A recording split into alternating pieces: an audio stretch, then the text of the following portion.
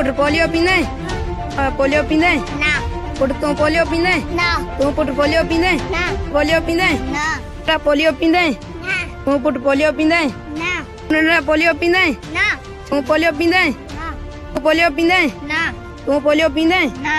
ये बारड़ा घोटकी जिले में डहर के तालके जे सहराई इलाके खेंजू ऐं खिरोही जा आहिनि जेके पंहिंजी ज़िंदगीअ खे दाव ते लॻाईंदे हलंदड़ पोलियो मुहिम जो बाइकाट फ़क़ति इन लाइ करे रहिया आहिनि त थर में पोलियो जे क़तरनि खां वधीक ज़रूरत पाणीअ जी आहे जिते जियापे जो ज़रियो सिर्फ़ पाणी हूंदो आहे पर गुज़िरियल केतिरनि ई सालनि खां थर जे वॾनि वॾनि वारी जे दड़नि खे चीरींदे थर जे पेट खे पाणी पहुचाईंदड़ रेणी केनाल में फ़क़ति वारी उॾामी रही आहे जंहिं करे इलाइक़ो ख़ुश्क साली जे वर चढ़ी वियो आहे लखें एकड़ ज़मीनूं बंजर बणिजी चुकियूं आहिनि जॾहिं त हज़ारे नलका खूह या ट्यूबवेल जेके मारू माण्हुनि खे मिठो पाणी फराहम कंदा हुआ उहे खारा बणिजी चुका आहिनि जंहिं करे न सिर्फ़ माल मता मोर जे वर चढ़नि पिया पर इंसान मौत जे राकास जे वर ज़िंदगी गुज़ारण ते मजबूर आहे रेणी केनाल मनसूबो 3 अक्टूबर 2002 में उन वक्त जे सदर परवेज़ मुशर्रफ शुरू करायो हो हिन मनसूबे खे प्रेसिडेंट मुशर्रफ फाउंडेशन रेणी केनाल जो नालो ॾिनो वियो जेको 164 किलोमीटर तवील आहे जंहिं सां 530 किलोमीटर ताईं नंढनि वाहन ऐं शाखनि ज़रिए पाणी पहुचाइणो हो ही मनसूबो सखर घोटकी ऐं खेरपुर जे 4,12,000 ज़री ज़मीन ते पाणी पहुचाए उन खे आबाद करण वारो हो जॾहिं त हिन मनसूबे खे वारी में ठाहिण कंस्ट्रक्शन कंपनीअ लाइ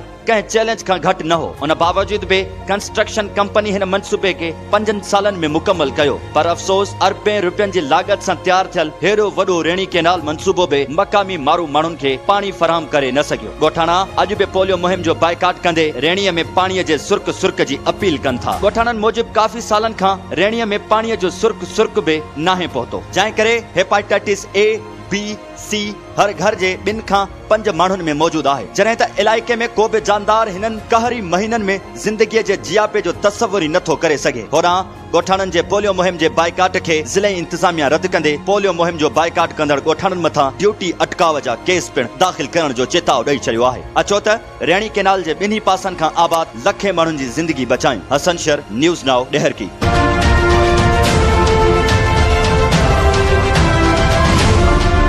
पुट पोलियो पींदे? पोलियो पींदे? ना।